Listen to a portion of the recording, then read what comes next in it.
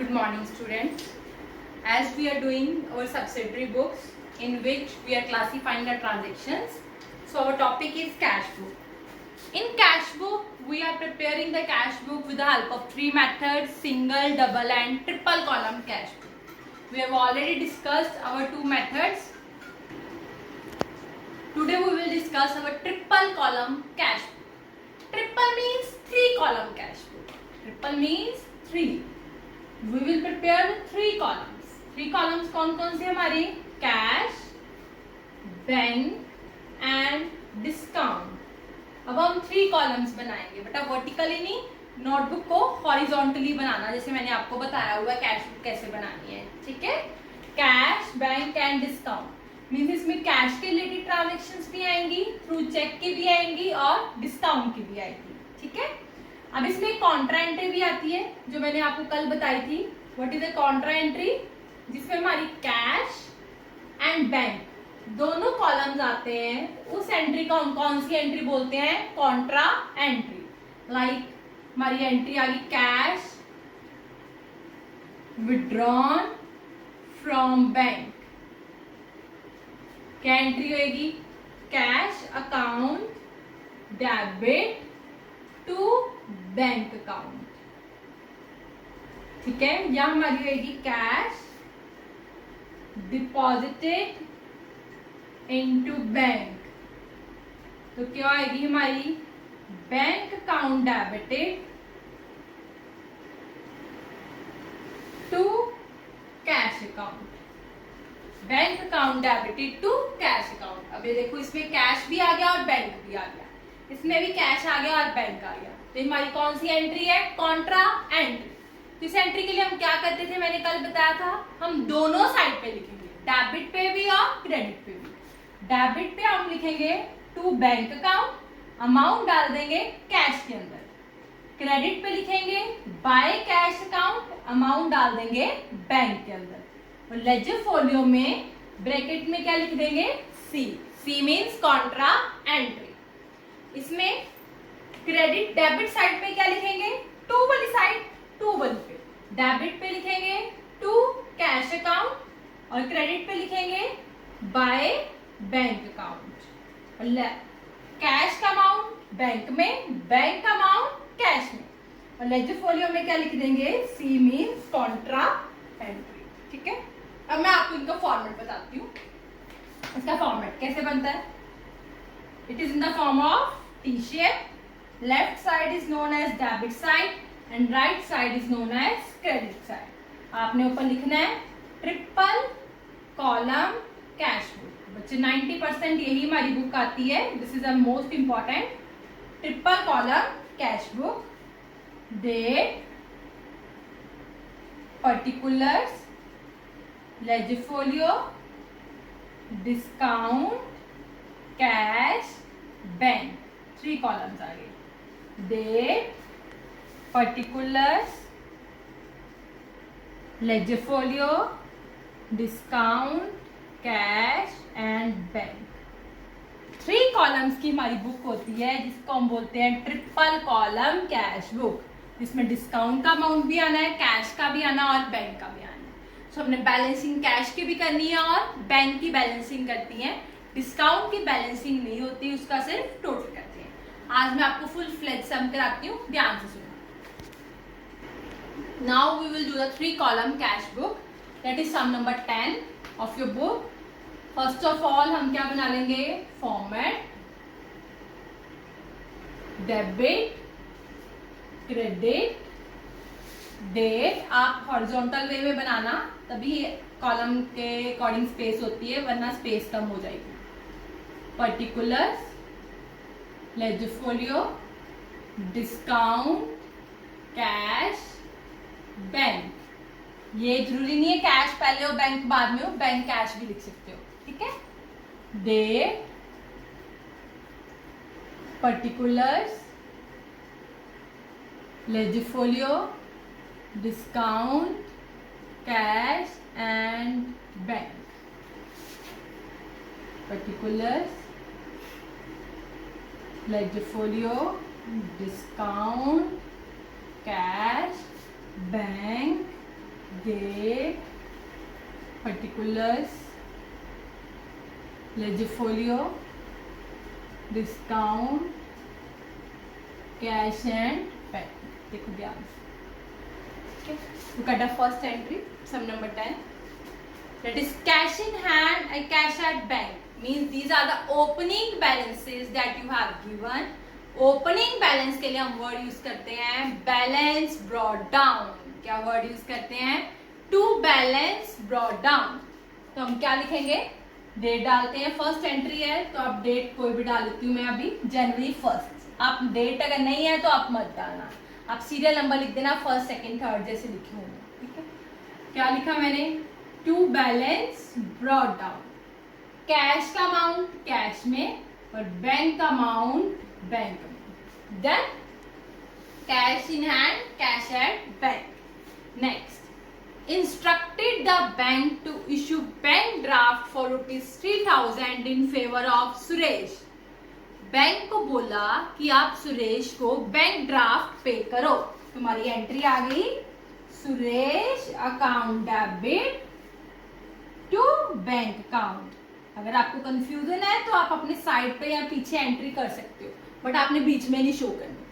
Suresh account debit to bank account. Bank draft होता है जो बैंक में जाके बनता है, तो उसके लिए भी हम वर्ड यूज क्या करते हैं? बैंक.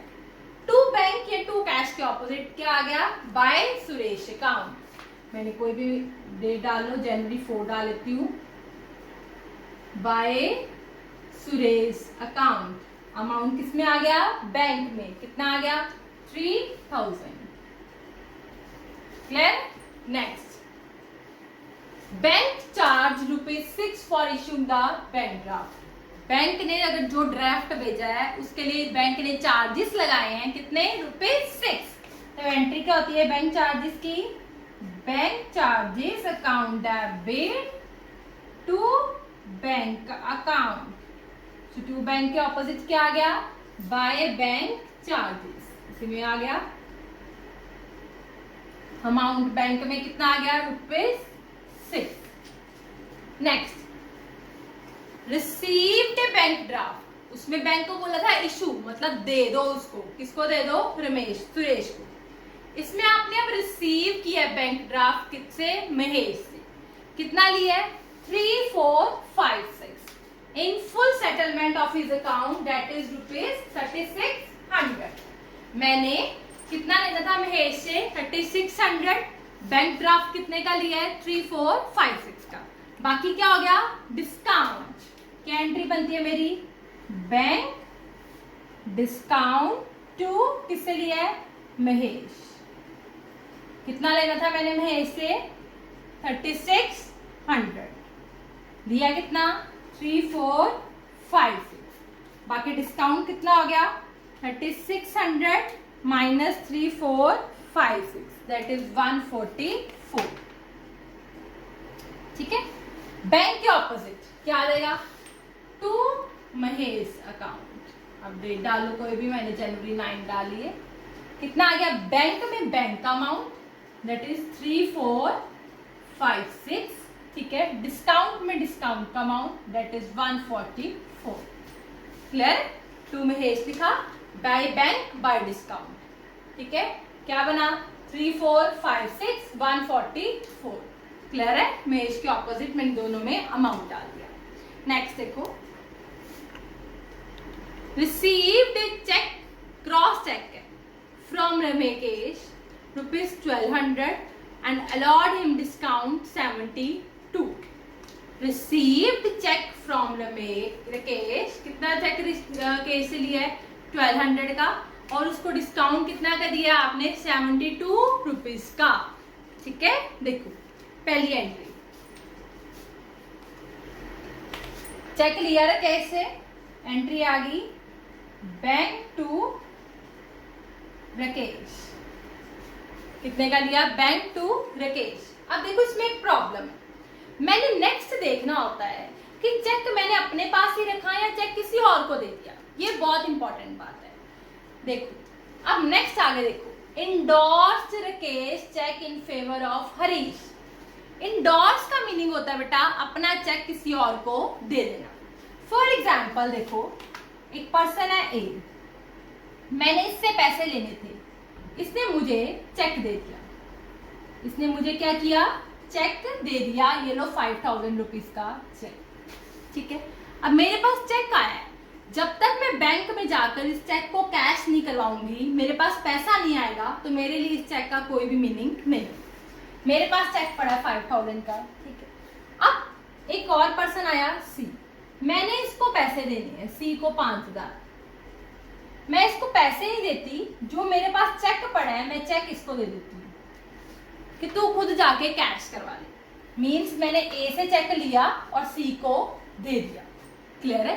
अब मैंने तो नहीं पेमेंट करवाई, मेरे अकाउंट में पैसा तो नहीं आया। अगर मेरे बैंक अकाउंट में पैसा नहीं आया तो मेरे बैंक अकाउंट में एंट्री नहीं आएगी। Is it okay? अब देखो, अगर ये एंट्री ना होती सपोज, तो मैंने लिखना था बैंक टू राकेश, ये वाला, ठीक है। अब आगे भी एंट्री है कि मैंने चेक लिया और लेकर मैंने आगे किसी और पर्सन को दे दिया, मेरे पास कोई भी पैसा नहीं आया, तो मेरे पास एंट्री क्या आएगी, ये चेक ऑन हैंड। अभी चेक मेरे पास पड़ा है, cheque on hand account debit, किससे लिया मैंने, to Rakesh account, cheque on hand to Rakesh account. Clear है? अभी चेक मेरे हाथ में ही पड़ा है, मैंने बैंक में जाके कैश नहीं कराया, नहीं पड़ा है, मैंने बैंक में जाकर कैश नहीं करवाया, तो एंट्री क्या बनेगी, cheque on hand to Rakesh. अब देखो, चेक ऑन हैंड और राकेश, इन दोनों में से कोई भी मैं बुक नहीं बना रही, या तो कैश होना चाहिए या बैंक होना चाहिए, इन दोनों में से तो कुछ भी नहीं ना है, ना कैश है ना बैंक है। इट मीन्स ये एंट्री मेरी कैश बुक में नहीं आएगी।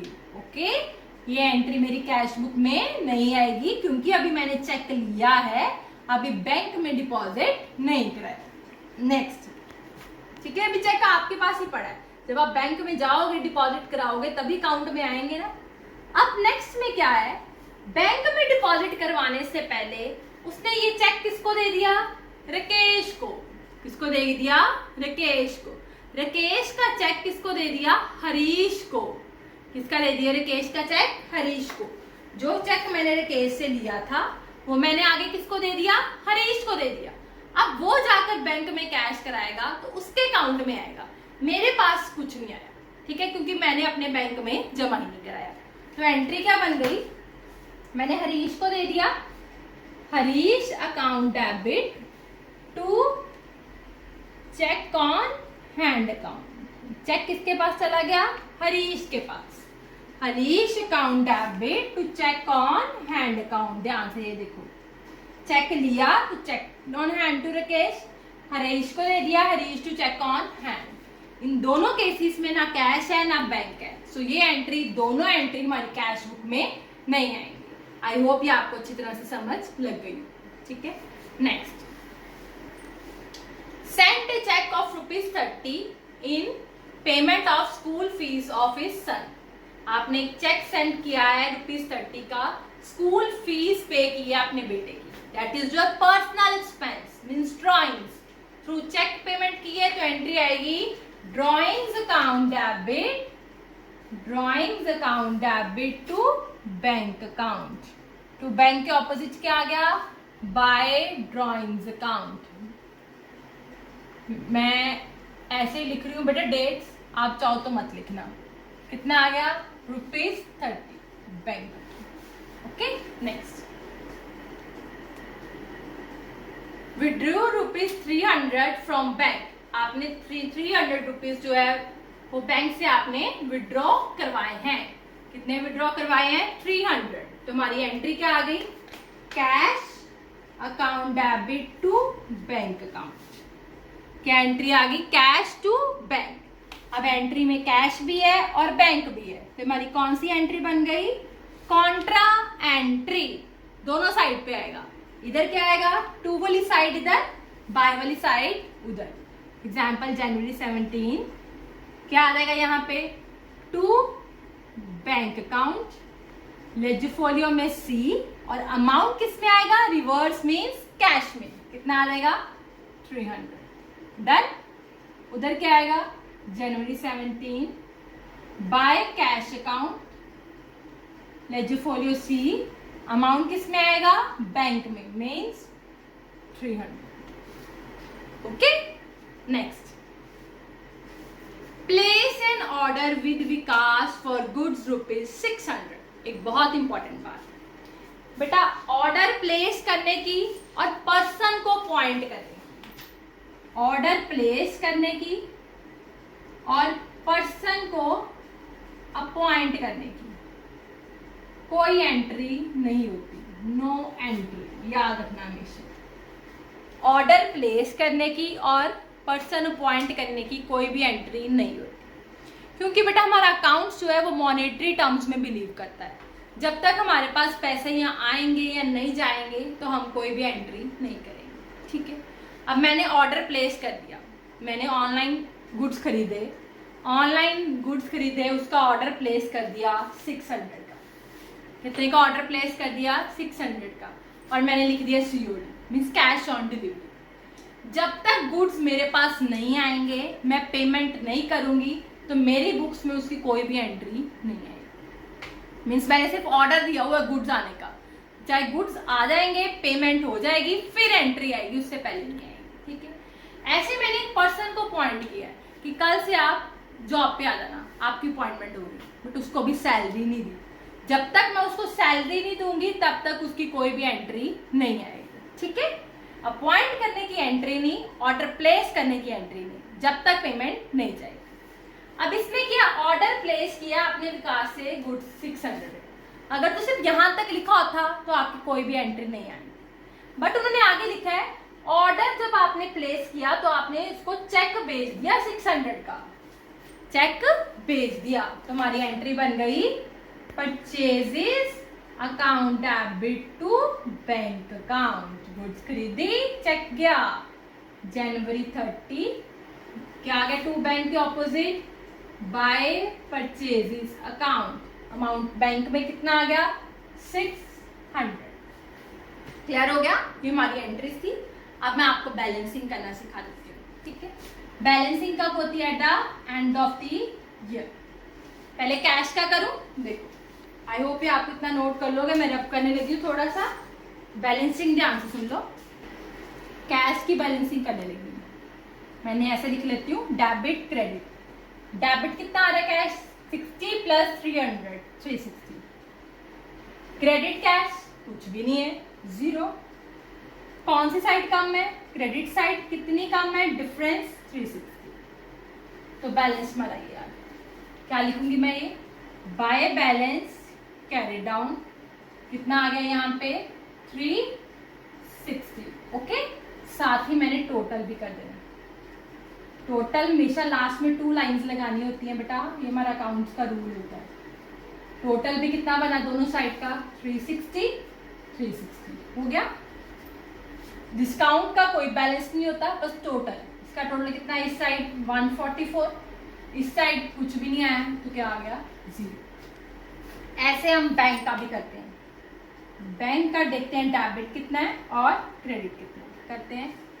बैंक का देखो डेबिट कितना है, प्लस करो 3456 प्लस 4800, कितना आया? 8256, ये डेबिट आ गया।